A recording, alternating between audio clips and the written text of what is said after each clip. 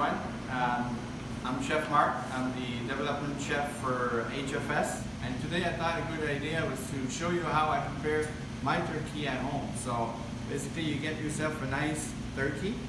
What I do first is I will take the stuff that it's inside, which is the neck. The neck is actually very good for you because it does a very good sauce. Then I cut the other part and I get all the giblets out. The giblets are good. I don't necessarily use them. I'm not a fan of, but you can use them, grind them up and use them in your stuffing. Now I take the wings out.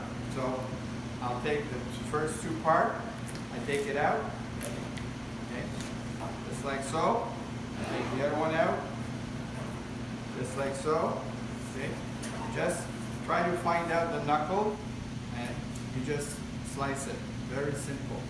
Now I'm going to take the legs and also the breast apart. So to do that, I just, in between the legs and the breast, I do an incision, okay, like this, and I do on the other side as well. Same thing. Okay. As you can see, I have incision on both sides. Okay. And now what I do, very simple, is I will take my turkey, stand it up, and I'm just gonna break the bone. Very simple. See, the bone breaks. So it's easy for you to separate the legs and the breast. Okay, we'll put the leg aside for now. And now I have my breast. What I do is I have the middle bone here, and I feel it, and I'm gonna make incision on both sides of it. Just like so, like a chicken. Pretend this is a very big chicken. There we go. And now I'm just gonna work my way down to separate it from the bone. So I just follow the bone. My knife right now, what it does is it really follow the bone. Okay, all the way down. Now I'm gonna work more comfortable. I turn around. Sometimes the breast is a little bit frozen still. And there we go. Now I can separate my breast from the bone. I have one breast out. Now I'm going to do the other one. So same thing. Take the tip of my knife. It's easier to work with the tip here. And you just follow the bone. Okay. I don't try to, force anything. If your tip of your blade is on the bone, you just follow the bone and it'll come automatically.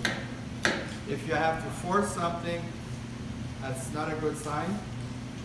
And then I take this part here, okay, just follow the bone again all the way, and it's kind of automatic. Okay, you're gonna see that, and then you can see where you have to cut. Now I have the breastbone apart. Now I personally take the bones out because I will roast this boneless. So I just take the wings out. Okay. So I have my breast, a nice breast. Okay. And I'll take the other one wing.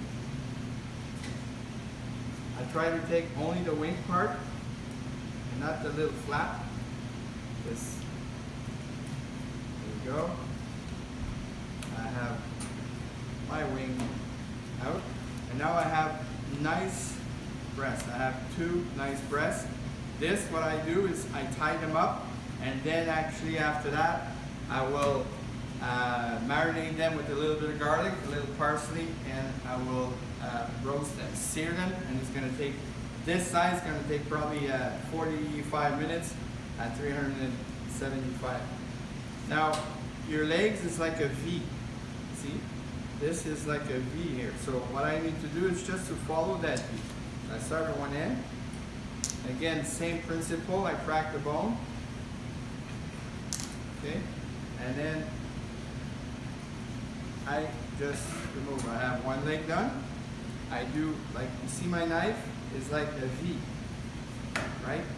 Because that part goes in, I go and remove a little bit, I free the bone, crack it, and now, boom, I have my backbone ready to go.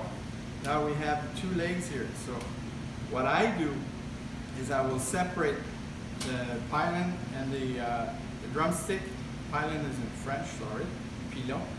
The drumstick and also the chicken thigh. So I feel where my joint is and I just cut. Now I have beautiful thigh. It's easy to remove the bone. This is just a little bone like in the Flintstone, you know, like the nice bone there. That's what it is. So I just make an incision on both sides and I just try to free the meat from the bone. Go like this, go like this. See? Nice bone, just like the Flintstone.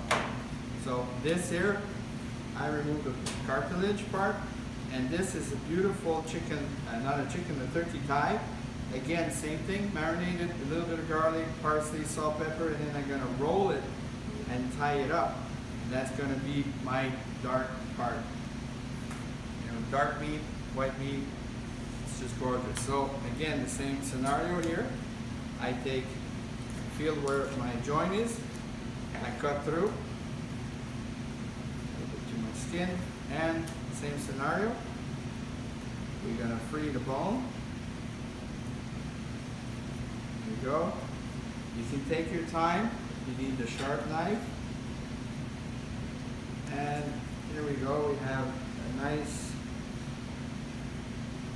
another dinosaur bone. All right. And I have again beautiful thigh. This part here, the joint. Okay, you try to remove it, but we'll keep it. Great, so we have another chicken thigh. So I have my bone. Okay, what I usually do is I try to remove as much fat as possible. So I would remove that part of the skin, it's fatty.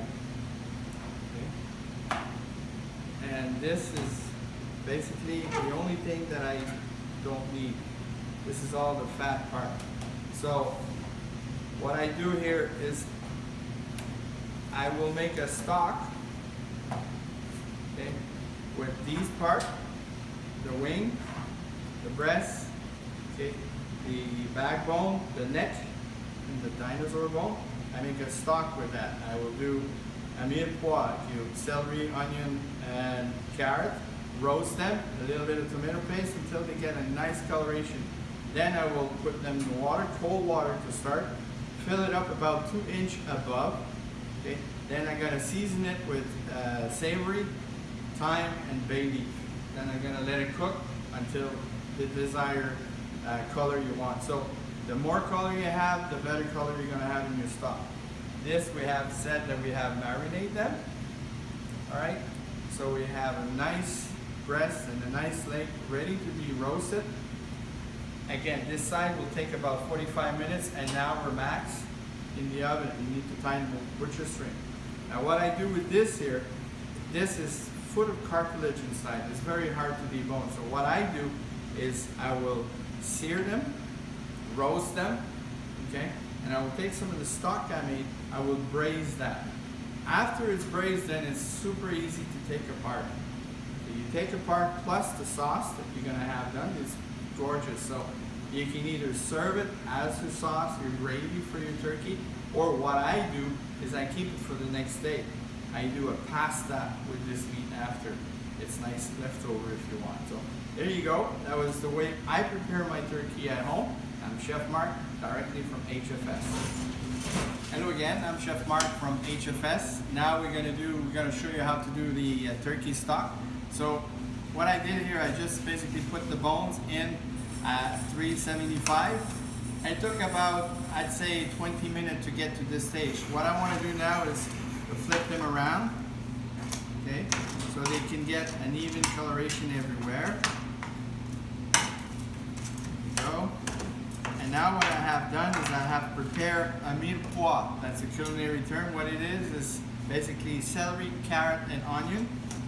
All right. So if your carrots are nice, you don't need to peel them. Same thing with the onions. Because you want the coloration from the skin, you do not need to peel them. This is every time you do a basic stock, veal, chicken, lamb. When I do a dark stock, I don't peel them. So I have the celery, I have my onions, I have my carrots. I just spread it evenly around. And now I'm gonna put this back in the oven for another 15-ish minutes until it starts to color, and then we'll take them out and then we'll continue with the tomato paste. So we have put the bone back in with the vegetable. As you can see, the vegetable has started roasting. As a reminder, we have put a nicely roasted bone. We turn them around. We add the mirepoix, which is carrot, celery, onion. We left the skin on because we need it for the coloration.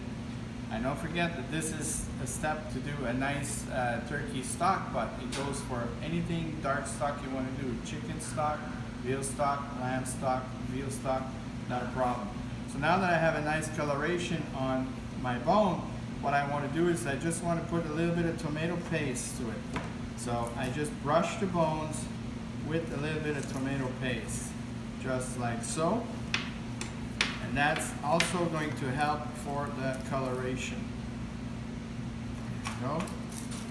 So for that amount, one turkey, I use about one little can of tomato paste.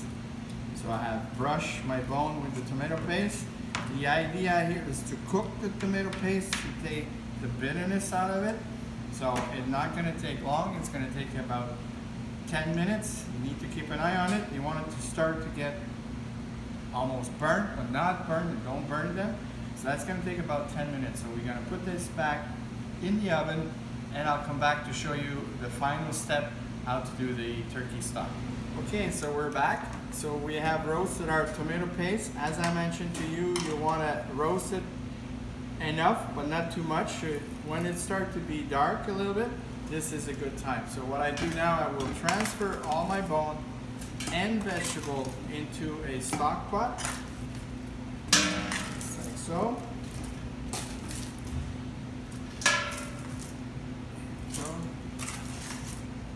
And leave all the vegetable in there as well. Vegetable will give it a nice flavor. Good.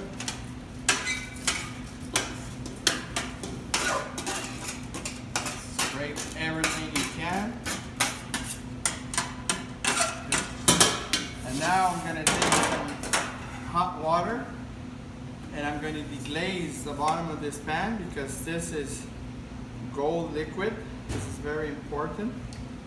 Now what you can do at home, you can let this sit for a few minutes so it will really have time to come out. Those are all the sugar from all of those beautiful vegetables and the bone. So you want to make sure you scrape everything out. Again, if you let it sit, it's going to be even better because you're going to be able to get 90% of it, and it's a lot easier for your washing after.